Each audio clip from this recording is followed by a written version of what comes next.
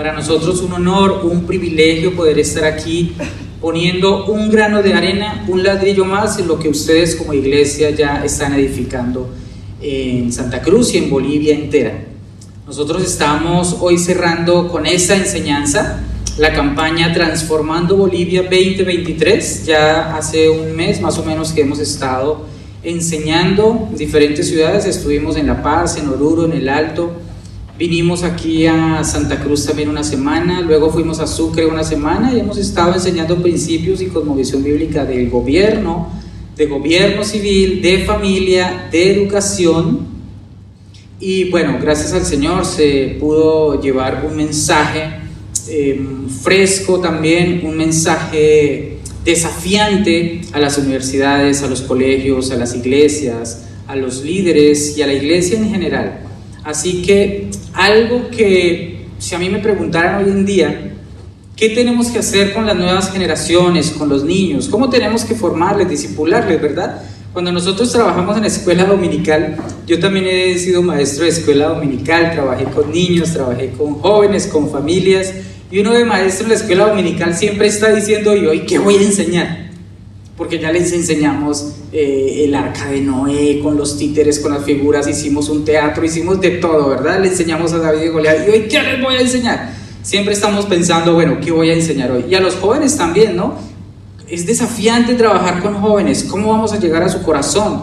¿Cómo vamos a lograr que él ame al Señor, que él realmente venga a la congregación por convicción? Y estamos preguntándonos eso y buscamos muchas maneras de que ellos puedan venir. Está bien, todo es válido. Sin embargo, después de nosotros haber trabajado con los niños, los jóvenes, matrimonios, familias, y viendo muchas veces el resultado o el fruto un poco, tengo que decirlo así, un poco frustrante, ¿sí? Porque como que no veíamos nosotros el fruto de nuestro trabajo. Pero ¿qué pasó con este niño? Si nació en la cuna cristiana, si vino a la escuela dominical siempre. ¿Qué pasó cuando llegó a su adolescencia, a su juventud? ¿Qué pasó con lo que le enseñamos y nos frustrábamos? Y entonces pensamientos de tipo ideológico, una ideología a veces progresista, socialista, marxista, una ideología antinatura, era la evidencia de lo que estaba pasando en las generaciones de los jóvenes cristianos con los que trabajábamos, y decíamos, algo estamos haciendo mal, Señor. Y claro, entendíamos entonces un poco de lo que leía Franz ahorita, ¿no? Deuteronomio 6, 7, Salmo 78. Dios le dio la comisión de discipular a las nuevas generaciones, a los padres. Y nosotros decíamos, bueno, Señor, pero ¿qué está mal en eso? ¿Qué es lo que está mal en eso? Sí, ya leo Deuteronomio, leo Salmos, sí, está bien, Señor. Y entonces el Señor nos decía los padres no están haciendo eso. No, Señor, pero nosotros lo estamos haciendo. Por eso, Señor, como ellos no lo están haciendo, nosotros lo estamos haciendo. Y el Señor nos decía, ese es el problema, que yo a ustedes no les mandé a hacer eso. No fue un maestro, no fue el pastor, fue a los padres. Y ahí fue como el primer choque. Bueno, sí, Señor, pero no nos mandaste, pero alguien tiene que salvar esta generación en peligro, Señor. Sí, pero es que yo necesito es que ustedes, los maestros, la iglesia, los líderes, entrenen a los padres para que los padres lo hagan. Y si no, no va a funcionar.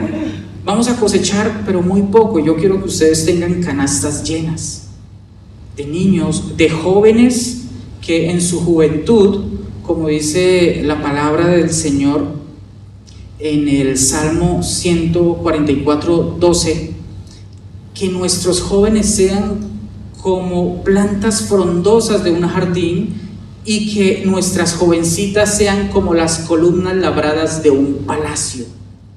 Dice que así sean nuestros hijos en la juventud. Y para que eso se logre, el único que va a poder llegar a labrar esa niña, esa chica, como esa columna frondosa, y quien el único que va a poder cuidar esa planta para que llegue a ser frondosa en su juventud es papá y mamá. Así que quiero que le enseñen a papá y a mamá a labrar y a cultivar. No se la hagan fácil, no se la dejen fácil.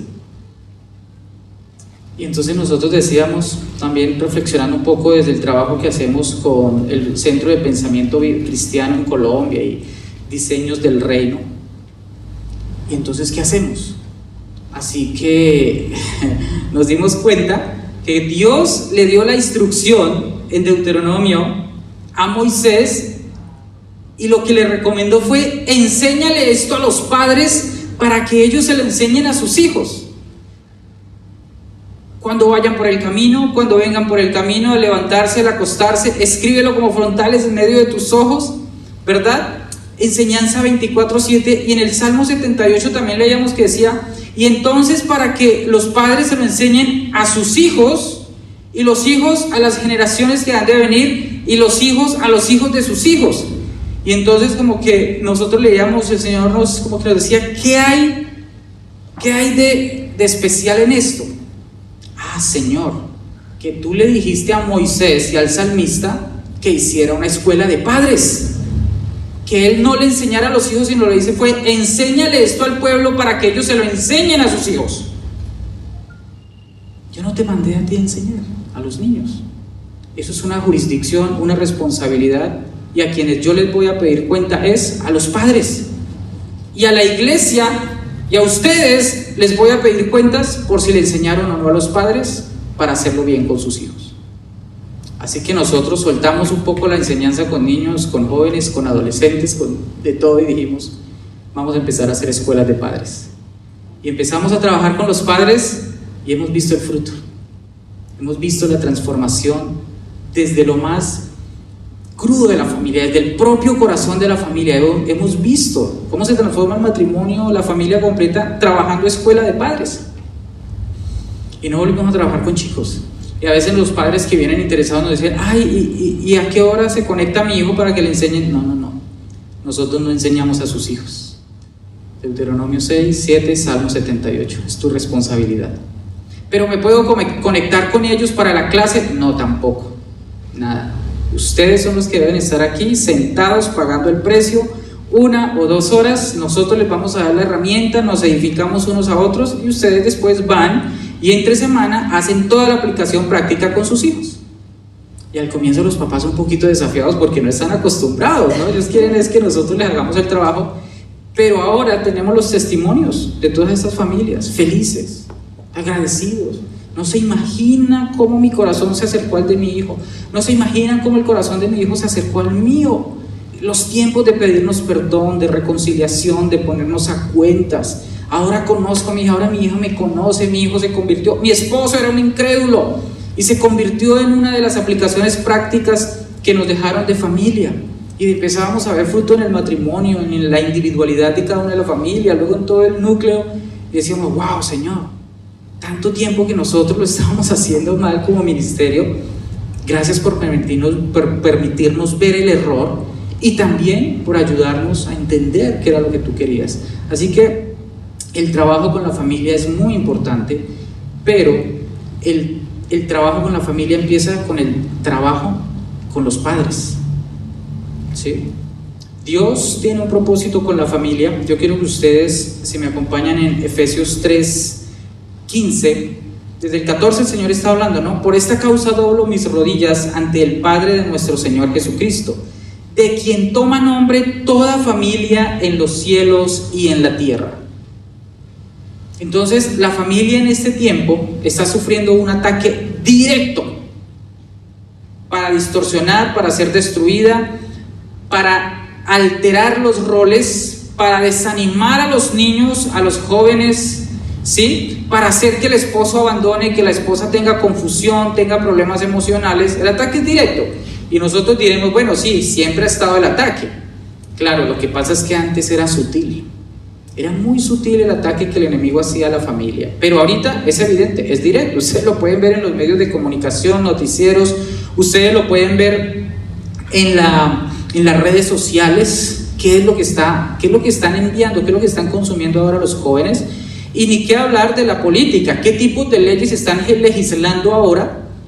Y cómo muchas de esas leyes están atentando contra la institución de la familia, la institución del matrimonio, ¿verdad? Teníamos legislaciones antes que prohibían, por ejemplo, el divorcio. Ahora, por ley, está obligado. De hecho, hay divorcio express, ¿sí? Van a tu casa y no tienes que ir a la notaría y te divorcias en casa. O hay aborto express, también van, te asisten, te mandan, ni siquiera van, te mandan un paquetico, una caja donde va el misoprostol y todo lo que necesitas para abortar, y por WhatsApp te van guiando para cómo abortar. Y todo eso está siendo legislado desde el Estado, ¿sí? Como un derecho. Y ni qué hablar de la educación, ¿verdad?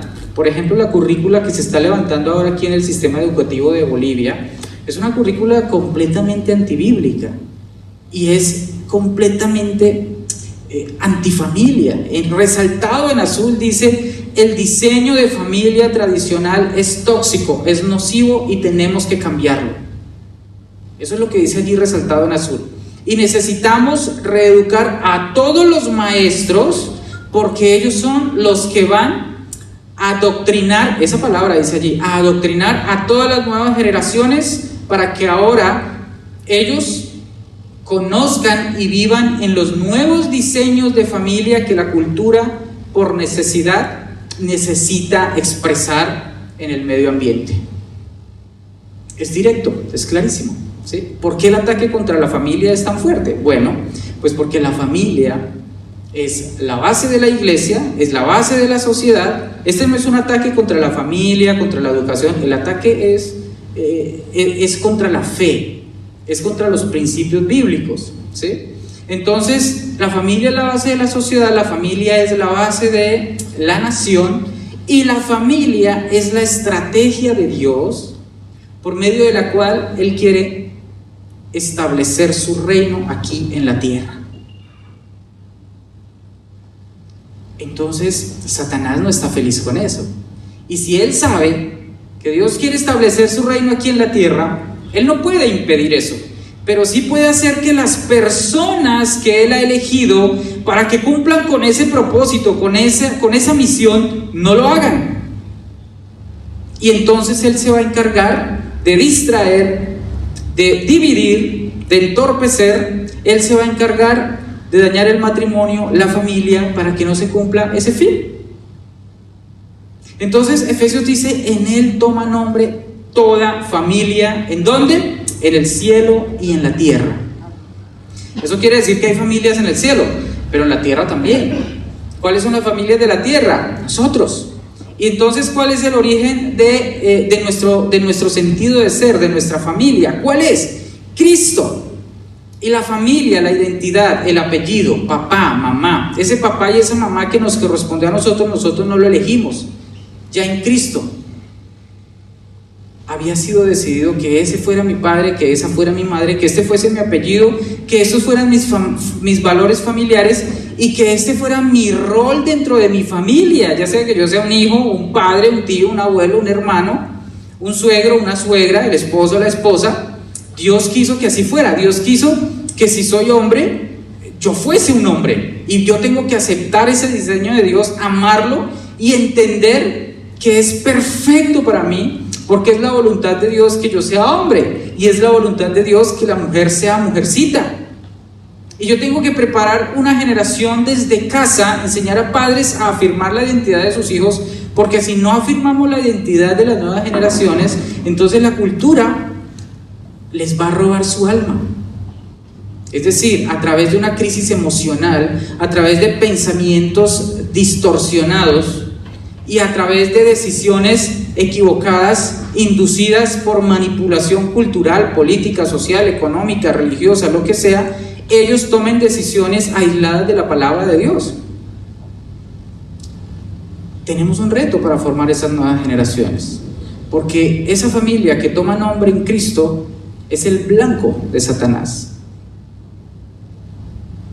Pero veamos también en Génesis 10 rápidamente, por ejemplo, cuando habla aquí la Biblia de los descendientes de Noé, los 3 hijos de Noé. Al final, después de que el arca ha aparcado allí sobre el monte Ararat, entonces ahora Dios comisiona nuevamente a Noé, le dice: ahora debes otra vez llenar la tierra, también debes ahora multiplicarte, ser fructífero, ¿sí? Pero al final de cada texto en el que son comisionados los hijos, fíjense por ejemplo en en Génesis 10:5, ¿sí? Hablando de estos tres hijos, de los tres hijos de Noé, Sem, Cam y Jafet, dice el 5: de estos se poblaron las costas, cada cual según su lengua, conforme a sus familias en sus naciones, ¿sí? De estos, dice, de estos tres.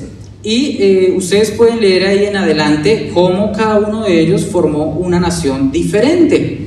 En el versículo, vamos a ver aquí también, veámoslo, a ver, permítanme un segundo. Sí, en el versículo 21: también le nacieron hijos a Sem, padre de todos los hijos de Eber y hermano mayor de Jafet. ¿Sí? Está hablando de cómo de los hijos de una descendencia se forma una nación. Porque en el texto 31 dice otra vez: estos fueron los hijos de Sem por sus familias, por sus lenguas, en sus tierras, en sus naciones. Quiere decir que el propósito de Dios al crear una familia y darle nombre desde la misma preexistencia de Cristo es con el propósito de formar una nación, de que a través de la descendencia existan las naciones, ¿sí? El propósito de que Dios te haya puesto a ti con tu familia aquí en Bolivia no es solamente tus afanes diarios, tus propósitos, tus metas, tus sueños, que son muy buenas, pero no es ese el fin. Eso es parte de las añadiduras, del reto, de la prueba que vamos a tener para nosotros ser edificados en Cristo. Pero el objetivo que Dios tiene contigo como miembro de una familia aquí en Bolivia es que Bolivia sea una nación cada vez más santa, más pura, más próspera, una nación más libre, una nación que pueda ser modelo para otras naciones. Sin embargo, cuando hablamos de Bolivia como nación, tenemos un paradigma y tenemos una imagen muy distorsionada de lo que es Bolivia. Y sobre todo allá afuera, cuando yo estaba fuera de Bolivia, yo decía: voy a ir para Bolivia porque el Señor me ha llamado a trabajar allí con las familias. Y entonces los hermanos incluso me decían allá afuera: pero ¿por qué Bolivia? Bolivia es una nación pobre, subdesarrollada. No, luego escuchaba hermanos bolivianos que están fuera de Bolivia y me decían: no, Bolivia ya no vale un peso, no hay nada que hacer en Bolivia, no tiene sentido, no vale la pena. Yo decía: wow, Señor, ¿y por qué me llamas a Bolivia si así está Bolivia? Hasta que yo vine y el Señor me mostró a Bolivia como Él la veía, no como la veían allá afuera. Y el Señor lo que me mostraba en Deuteronomio 8, porque fue una palabra que yo le pedí al Señor para venir a Bolivia, y me dijo: lee Deuteronomio 8. Leí Deuteronomio 8, donde el Señor describe una tierra, su relieve, sus recursos, sus minerales, absolutamente todo. Y el Señor me dijo: esa es Bolivia. Ustedes lean Deuteronomio 8 y léanlo pensando en su país y van a ver que describe su tierra. Describe a Bolivia con su recurso, con su relieve, con sus minerales, con absolutamente todo. Y entonces yo dije: bueno, Señor, yo voy a irme viendo a Bolivia como tú la ves. Y llegué aquí a Bolivia y claro, vi los gigantes, vi los problemas, vi el sincretismo, vi la religiosidad también, vi el problema político, social, económico. Pero nunca el Señor me quitó de mi corazón ver a Bolivia como Él la veía: una tierra que fluye leche y miel, una tierra bendita, grande, poderosa, una nación que nació en su corazón. Él fue el que marcó los límites de Bolivia, nadie más. Sí, pero los chilenos nos quitaron, pero los peruanos, pero Brasil, pero Argentina. No, Dios es providencial y Él sabe por qué permite las cosas, y Él está demarcando los límites de cada nación. Entonces, luego llegué aquí y me encontré con que ese sentimiento no solamente era allá afuera, sino también dentro de este país en algunos bolivianos.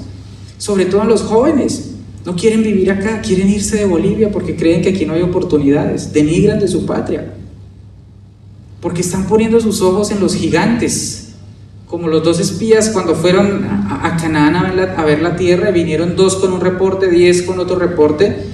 2 tenían el reporte correcto, estaban viendo la tierra como Dios la veía, pero 10 estaban diciendo: no vale la pena, vamos a morir en esa tierra, no hay nada que hacer. Y se les había olvidado que era Dios el que había dicho que esa era la tierra prometida y que allí les iba a bendecir y que iban a prosperar, pero que tenían que echar fuera todas las naciones paganas y los dioses paganos y los altares que habían. Entonces yo me encontraba aquí con algunos hermanos que tenían ese sentimiento y esa sensación de su propia tierra como una tierra que no valía la pena, que lo mejor era irse de acá. que esta es la condición política, esta es la condición económica, así está la familia, así está la iglesia, la educación XX, no hay nada que hacer. Así que lo que hemos hecho este mes haciendo la gira por todo Bolivia es diciéndole a los bolivianos: Bolivia vale la pena, y Dios te puso aquí, en esta tu tierra, para que tú eches fuera todas las naciones paganas, toda la idolatría, la religiosidad, la corrupción, la violencia, la orfandad. Dios te puso aquí, ¿por qué? Porque tú eres la iglesia, y la iglesia es el baluarte de la verdad, y la iglesia es el vehículo por medio del cual Cristo, es ese caballo blanco por el cual Cristo va a venir a impartir justicia en el final de los tiempos. Pero no quiere decir que en este tiempo no esté pasando. Nosotros somos ese vehículo por el cual Cristo quiere impartir justicia en la tierra. Jesús vino a la tierra y dijo: yo soy la luz del mundo, pero después le dijo a los que dejaba: ustedes son la luz del mundo. Y antes de irse les dijo: ustedes van a hacer cosas mayores que las que yo hice. Piensa en eso un momento. ¿Qué fue lo más grande que hizo Jesús? Para usted, ¿qué es lo más grande que hizo Jesús? Dominar tal vez la ley de la gravedad. Caminó sobre las aguas, ¿verdad? Uno dice: ¡wow! Espectacular. Dominar la ley de la materia. Multiplicó los panes y los peces. ¡Wow! Increíble. Pero Dios dice: tú puedes hacer cosas mayores. ¿Pero qué más hizo? Abrazó al leproso, sanó a los enfermos, intercedió por los pecadores, culpables, merecedores del castigo de la muerte. Él intercedió por ellos y los defendió. Resucitó a un muerto. Y él, antes de irse, dice: ustedes van a hacer cosas mayores. Pero necesitamos fe para creer que podemos hacer cosas y milagros más increíbles que los que hizo Cristo. Necesitamos aumentar nuestra medida de fe. Y Dios te ha puesto en esta tierra, con tu familia, con tus hijos, con tu matrimonio, con tu descendencia, para que eso sea posible. Entonces Satanás quiere distorsionar el propósito de Dios y quiere atacar a la familia, ¿sí? Dios tiene un propósito. Quiero que avancemos un poquito en la diapositiva. Aquí. Dios tiene un propósito, ¿verdad? Porque Isaías 45, del 9 al 10, en la parte de abajo de este texto dice: mi propósito será establecido y todo lo que quiero realizaré. En algunas versiones dice: mi consejo. Consejo viene de concilio, de consenso. El consenso entre Dios Padre, Jesucristo y el Espíritu Santo. Ese concilio, ese consenso, ese acuerdo, ese propósito, dice el Señor, lo voy a realizar. Nosotros nos hemos enfocado en buscar nuestro propósito, evangelizamos hablándole a las personas: tú tienes un propósito, nadie puede cambiarte tu propósito, pero no nos hemos detenido a pensar: ¿y cuál es el propósito de Dios? ¿Tiene Dios un propósito? Este texto dice: mi propósito será establecido. ¿Qué es lo que quiere establecer el Señor aquí en la tierra? Todo lo que me he propuesto realizaré. ¿Qué es lo que el Señor se ha propuesto? Si en la eternidad primera, en la existencia de Dios Padre, Jesucristo, Hijo y Espíritu Santo, no había necesidad de absolutamente nada, porque era el Shalom, la plenitud completa, no necesitaban nada. Entonces, ¿qué es eso que ellos quieren realizar? Bueno, entonces tenemos nosotros otro texto aquí en Mateo 6, del 9 al 13, donde el Señor está enseñando a sus discípulos a orar, y la mitad de esta oración está enfocada en Dios y la otra mitad en el hombre, ¿no? Hablo de la segunda mitad donde dice: venga a nosotros tu reino. Esa es la primera parte, pero en la segunda parte dice: danos nuestro pan, no nos dejes caer en tentación, perdona nuestras ofensas, centrado en el hombre. Pero la primera parte está centrado en Dios y su carácter, ¿sí? Y lo que está diciendo entonces es: Señor, que venga tu reino y que se haga tu voluntad aquí en la tierra como en el cielo. Venga tu reino sea establecido. Isaías ha dicho: todo lo que yo me he propuesto, mi propósito será establecido. Lo que él quiere establecer es su reino aquí en la tierra. ¿Cuándo entonces se establece el reino de Dios aquí en la tierra? Cuando su voluntad se hace aquí en la tierra, cuando las familias, los matrimonios, los padres hacen la voluntad de Dios, es decir, obedecen todo lo que Dios les ha mandado. ¿Cómo una familia, un matrimonio, unos padres pueden entender o saber que están trayendo su reino del cielo a la tierra, del reino de Dios? Pues cuando al leer la Biblia nos encontramos con qué es lo que Dios me pide a mí y yo obedezco voluntariamente. Cuando yo obedezco a Dios como esposo, como padre, como esposa para las mujeres o como madre para ustedes, estás haciendo la voluntad de Dios y el reino de Dios se está estableciendo aquí en la tierra. No pensemos en una ciudad de oro como lo que va a pasar. La nueva Jerusalén va a descender, sí, esa es la consumación de todo, pero no es el reino en la tierra. El reino establecido en la tierra no es todo el mundo evangelizado. El reino establecido en la tierra no son muchas iglesias plantadas. Cuando Cristo vino y predicó el evangelio del reino y Juan estaba prisionero, le mandaba a preguntar con sus discípulos a Juan: pregúntenle si él es el Mesías o si debemos esperar a otro, ¿sí? Y Jesús le responde de una manera más bien muy simple, pero clarísima. Díganle a Juan que los sordos oyen, los ciegos ven, los cojos andan. Ya. Es que él ha dicho: el reino de los cielos está entre vosotros, ¿sí? El reino de los cielos se ha acercado. Entonces, entre vosotros es que estaban los enfermos, los ciegos que no veían, los sordos que no escuchaban, los cojos que no andaban, estaban ahí entre ellos y entre ellos estaban siendo sanados. Entonces, por eso el reino de los cielos está entre vosotros, está pasando ahora. Y el reino de los cielos pasa cada vez que la voluntad de Dios se hace. Y en la familia es muy importante que se haga la voluntad de Dios. Hay un diseño de Dios para la familia, para el matrimonio. Hay un diseño de Dios para la paternidad y la maternidad. Es decir, hay una manera de nosotros ser esposos a la manera de Dios y otra a nuestra manera, o a la manera de las tradiciones del mundo. Hay una manera de nosotros ser padres a la manera de Dios y otra a nuestra manera y a la manera del mundo o de las tradiciones culturales. Hay una manera de vivir los roles en la familia conforme Dios lo ha diseñado en su palabra y otra manera que es a la nuestra o a la manera del mundo, de las tradiciones del mundo. Entonces, Dios tiene un propósito: traer su reino del cielo a la tierra, y con absolutamente todo el Señor, todo lo que Dios ha hecho, lo que está haciendo y lo que va a hacer, todo eso está dentro de su propósito: traer su reino del cielo a la tierra. Quiero decir entonces, a ver si me pasa por aquí.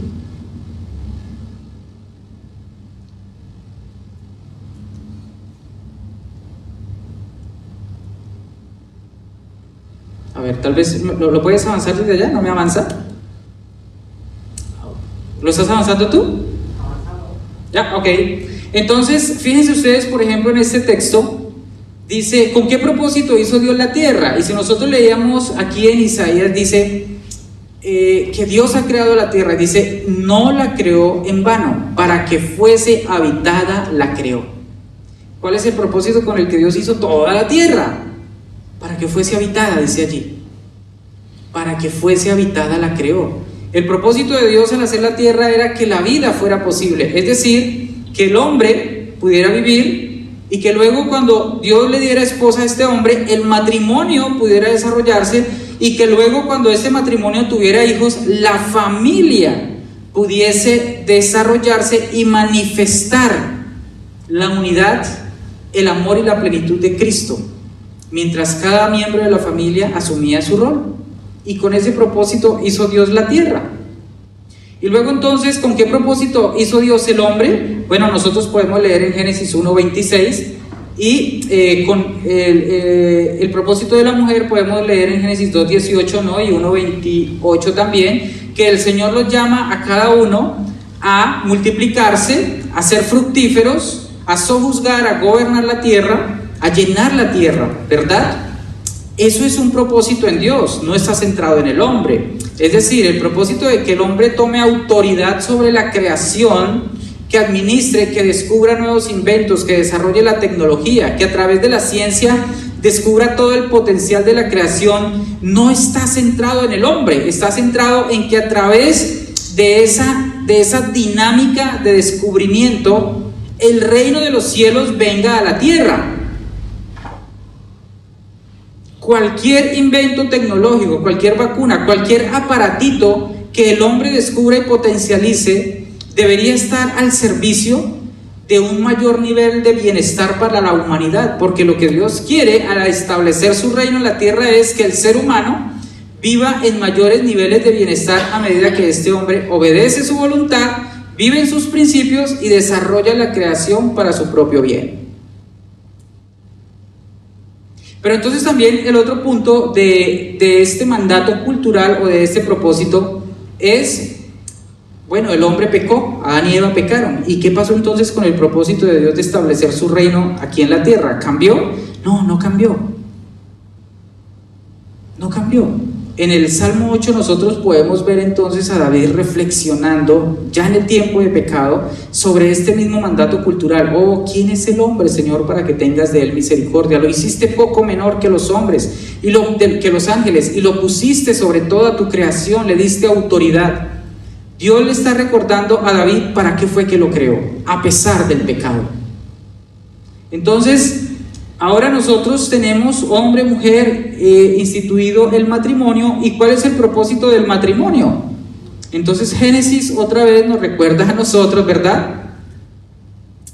Un hombre, una mujer unidos serán una sola carne, por tanto dejará el hombre a su padre y a su madre y se unirá a su mujer y serán una sola carne. Aquí tenemos una ley del matrimonio. Por tanto, el hombre adulto, las características de Adán, era un hombre ya adulto, mayor, maduro, ¿sí? Y Dios decía, por tanto, este hombre que es adulto, mayor, responsable, que sabe labrar la tierra, que sabe trabajar, que es responsable delante de mí, dice Dios, que tiene una relación conmigo, una comunión conmigo, ahora este hombre que ya está completamente formado y desarrollado debe dejar la casa de papá y mamá para formar su hogar. Tenemos una distorsión en la familia y es que los padres no queremos soltar a los hijos. Tenemos hijos de 25, 30, 35 y 40 años, varones todavía viviendo en casa de papá y mamá. Y mamás, padres que no los quieren soltar a su vida adulta, a descubrir su llamado, su rol, su propósito. Tenemos familias en Latinoamérica donde el esposo o el hombre se casa con su mujer y entonces tenemos padres sobreprotectores, a veces hasta controladores, que una vez su hijo se casa, de una vez le están diciendo, te vienes a vivir a mi casa, trae a tu esposa a vivir conmigo. En Colombia pasa mucho, no sé aquí en Bolivia, y los traen a vivir bajo la falda suya otra vez. Ese no es el diseño de Dios, porque tenemos una manera de vivir la familia a nuestra manera, a nuestra tradición, y otra como Dios nos dice.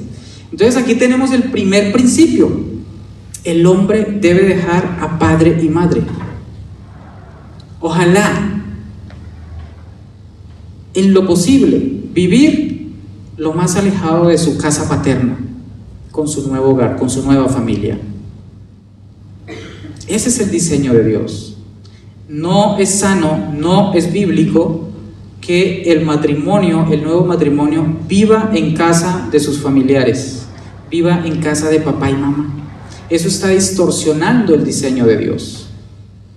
No, pero yo le voy a construir un piso arriba de mí para que viva ahí. No vive conmigo, sí, pero todos los días allí está. Una de las mayores causas de divorcio en este tiempo es la intromisión familiar. Parejas que diluyen su matrimonio por la intromisión de algún familiar. Y lamentablemente la mayoría de las intromisiones familiares son suegras y suegros, de parte y parte. Entonces yo siempre le animo a las familias y a las mujeres, sobre todo, y a los hombres, bueno, también a todos. Hermanos, necesitamos ser suegras bíblicas y suegros bíblicos, nueras bíblicas, yernos bíblicos. Reto para ti, suegra, amar más a tu yerno que a tu propia hija. No, pero ¿cómo así? Si es que ella es mi hija. Por eso, a tu hija tú ya la amas sin problema, a tu hijo ya lo amas incondicionalmente. Pero si tú no trabajas en amar a tu nuera o a tu yerno, tú vas a ser una piedra de tropiezo para ese matrimonio. Y el objetivo para los yernos y las nueras, amar más a sus suegros que a sus propios padres. No, ¿cómo voy a amar más a mis suegros que a mis padres? No, es que a tus padres ya los amas. Incondicionalmente, incansablemente tú ya amas a tus padres. Pero ahora tu reto es amar a tus suegros, porque ellos son como unos padres para ti. Tienes que afianzar la unión de estas dos familias a través del amor que tú manifiestas a la familia del otro. Pero si lo que sale de ti es desaprobación, murmuración, queja contra la familia de tu padre o de tu madre, seguro que tu matrimonio va a pasar crisis. Entonces, dejar a padre y madre, no solamente físicamente, sino también emocionalmente. ¿Sí? Tenemos hijos que se pelean con su esposita y allá llegan a la casa de la mamá. Mamá, ¿me puedo quedar esta noche? Sí, mi amor, venga, sí, ve, yo le dije a usted que no se casara, se lo advertí, yo le dije que esa muchacha no me parecía, venga, yo le doy la sopita, claro. Mire eso, como viene con la camisa arrugada, ni siquiera le planchó la camisa, le caen encima de esa pobre mujer, ¿verdad? Y entonces lo recibe allí, que se quede allí 1, 2 días, 3, una semana. No. También lo tiene que soltar emocionalmente. Hola hijo, ¿qué pasó contigo? No, mi amor, madre, es que tuve un problema con mi esposa. Ay, ven, sigue, tómate un tecito, cuéntame un poco, voy a orar por ti, te bendigo hijo, vuelve a tu casa. Mamá, pero me puedo quedar. No, esta ya no es tu casa, pero tú eres mi madre, te necesito. Sí, yo soy tu madre, pero tú ahora tienes un hogar y una familia y eres responsable delante de Dios por ese matrimonio, así que ve a salvar tu matrimonio y tu familia. Pero hay que cortar ese cordón umbilical emocional.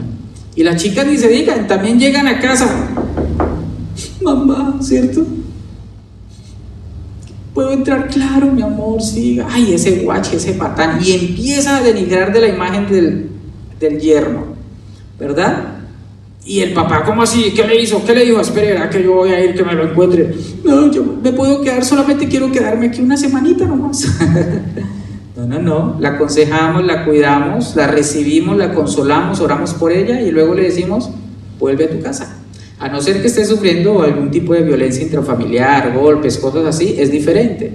Pero si son pataletas, berrinches, niñerías, que vuelvan a casita y solucionen sus problemas. Si estamos pendientes, al otro día llamamos, hola, ¿cómo estás, hijo, hija?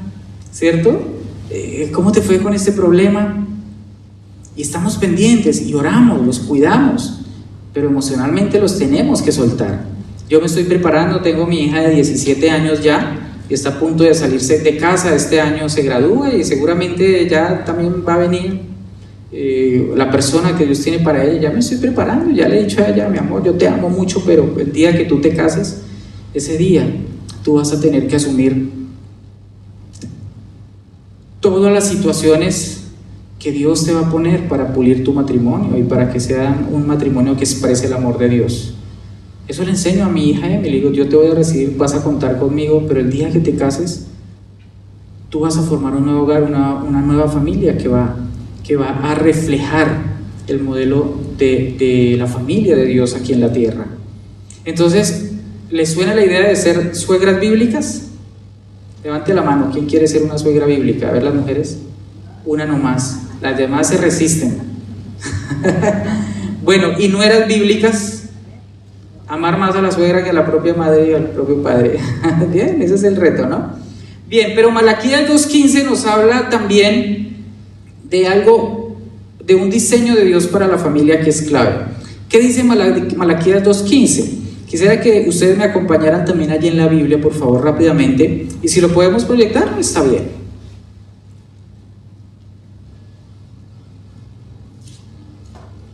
Entonces fíjense ustedes que en Malaquías 2:15 nosotros tenemos un texto, dice, no hizo él uno habiendo en él abundancia de espíritu. ¿Y por qué uno? Porque buscaba una descendencia para Dios. Guardaos pues en vuestro espíritu y no seáis desleales para con la mujer de vuestra juventud. Está terminando el versículo diciendo, si quieren, si hay problema para proyectarlo no pasa nada, ya lo leímos aquí. El texto termina diciendo, hey, no seas infiel, no adulteres en tu matrimonio, ok, no seas desleal con la mujer de tu juventud. Pero si tú eres mujer, no seas desleal, no seas infiel con el hombre de tu juventud, con tu esposo. ¿Por qué? Porque al comienzo del texto está diciendo, no hizo el uno, habiendo en él abundancia de espíritu, y ese no hizo el uno se está refiriendo a lo que nos decía en Génesis 2. Por tanto dejará al hombre a su padre y a su madre y serán, completen ustedes, serán una sola carne. Y entonces Malaquías está diciendo, y no hizo el uno, habiendo en él abundancia de espíritu. Pero luego hay una pregunta retórica, ¿y por qué uno? Y la respuesta es allí, porque buscaba una descendencia para Dios. Es decir, ¿por qué hizo él el matrimonio? ¿Por qué Dios constituyó hombre y mujer, un diseño biológico de una mujer con una fisiología diferente a la del hombre, una anatomía diferente a la del hombre? Es decir, la mujer, su pelo es diferente, el tamaño de su cerebro es diferente, sus facciones físicas más marcaditas, más respingadas, su tono de voz más fino, ¿sí? Menos fuerza física, sus caderas un poco más anchas.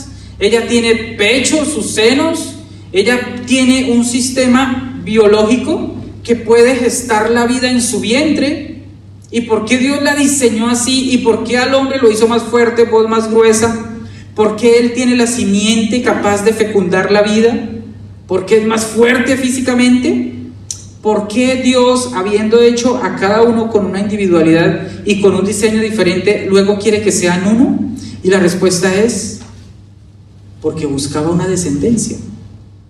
Dios te hizo a ti así mujer, y Dios te hizo a ti así hombre, para que te des el matrimonio y tengan hijos. Descendencia son hijos. Y ese es el único versículo que nos muestra a nosotros un propósito del matrimonio literal. Porque nosotros tenemos algunas respuestas a la pregunta de ¿por qué uno? ¿No? ¿Por qué el matrimonio? Y unas respuestas un poco romanticonas, ¿no? No, el matrimonio pues para ahorita que viene el invierno nos vamos a runchar y más calientitos, nos vamos a calentar los piecitos el uno y el otro. Pues qué chévere el matrimonio. Y también cuando lleguemos a viejitos, pues para no estar solos y no hablar por ahí solamente con las plantas y los perritos, para tener con quién charlar. Qué rico el matrimonio para eso. Qué bendición poder charlar en el matrimonio, ¿verdad? Yo a veces llego a la casa cansado y mi esposita quiere hablarme y mi amor me escucha 5 minutos. Yo ya sé que 5 minutos son 2 horas para ella, entonces me dispongo y la escucho. Es bueno el matrimonio para eso, ¿sí? También 2 son mejor que 1 para emprender una empresa. Para criar a los hijos entre los 2 es mucho mejor, ¿sí? Pero textualmente ese es el único versículo donde dice ¿y por qué hizo 1? ¿Por qué instituyó el Señor el matrimonio? Porque buscaba una descendencia, hijos. Entonces la pregunta es, los padres de hoy día, los matrimonios de hoy día que están teniendo hijos, saben, están siendo discipulados, son conscientes y están trabajando en desgastar su vida, invertir su tiempo, su capacidad intelectual, física, emocional, para hacer de sus hijos una descendencia para Dios, para que esos hijos un día Dios se pueda valer para cumplir sus propósitos aquí en la tierra. Es decir, los padres de hoy en día están trabajando para que si el Señor un día necesita a otro Noé que le crea, y que aunque nunca haya llovido, le pueda llamar y le pueda decir, quiero que construyas un arca de estas dimensiones, y lo construya. ¿Tenemos una generación así? ¿Tenemos una generación con una fe radical que si Dios también le hablara hoy en día a uno de ellos que tiene que ir a sacrificar a su propio hijo, como se lo pidió Abraham, lo podría hacer? Tenemos a un David en este tiempo, y tenemos también mujeres llenas de gracia, que si un día el Señor también necesitara valerse de una mujer, de una chica, para cumplir uno de sus propósitos más importantes como un vientre, valerse de un vientre donde gestarse la vida del mismo Hijo de Dios, ¿será que tenemos hoy en día a padres trabajando en formar chicas con las cualidades de María, llenas de gracia, para que el Señor diga, ella es? ¿Saben los padres esto? ¿Están trabajando en eso? ¿Nosotros como iglesia estamos discipulando a los padres para que hagan bien su tarea? Yo creo que sí. Yo por fe creo que sí, porque el propósito de Dios se va a establecer aquí en la tierra, como decía Isaías 45. Entonces también tenemos un ataque directo contra la descendencia de Dios. Si Dios quiere que a través del matrimonio hayan hijos, Satanás quiere impedir que los matrimonios tengan hijos, ¿sí? Y por eso es que ahorita tenemos leyes que aprueban el aborto hasta el 9º mes de embarazo. En Colombia ya fue aprobado.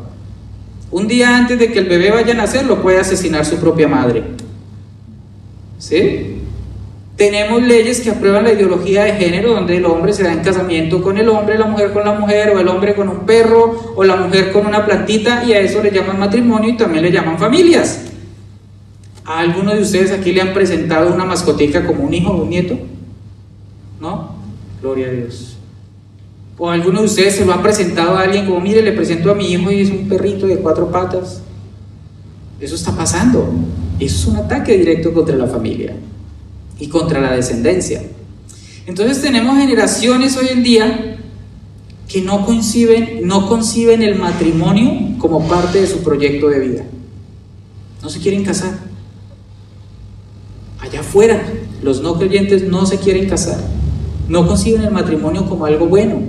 Ellos quieren primero estudiar su carrera profesional, su magíster, su licenciatura, su especialización, su título, el título del título, y después quiere viajar por todo el mundo para conocer los países, y luego tiene que tener casa, carro y beca, y por ahí sí va a pensar en el matrimonio. Y ni qué decir de los hijos. Pero eso está pasando con los no creyentes. No, en la iglesia también está pasando. Ese es el pensamiento también de muchos jóvenes cristianos. Pero lo que es más preocupante, estos jóvenes están pensando así porque sus propios padres los están aconsejando así. Usted no piense en matrimonio, usted no piense en hijos, usted concéntrese en estudiar, en llegar lejos, en comerse al mundo, y ahí sí, piense en casarse y en tener hijos. Pero Dios dice, el matrimonio existe para que Dios tenga una descendencia. Y el Salmo 127 dice, bendito el hombre que tuvo sus hijos en su juventud. Y si los hijos se deben tener en la juventud, y si eso es bendición y es el modelo de Dios, pues el matrimonio tiene que darse en la juventud, porque los hijos deben nacer dentro del pacto matrimonial. Nosotros estamos atrasando el matrimonio y estamos atrasando la descendencia de Dios, con fines materiales, hedonistas, egoístas y placenteros.